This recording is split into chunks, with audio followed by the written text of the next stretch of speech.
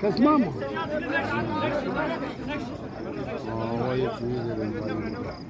لو كيف شوف لو كيف شوف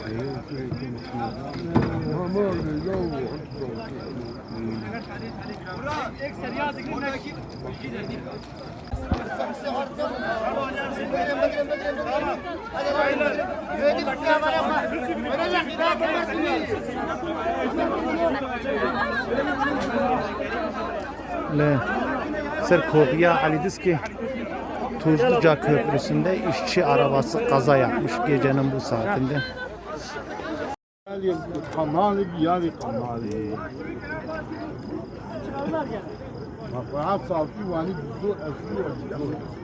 Çay vereyim.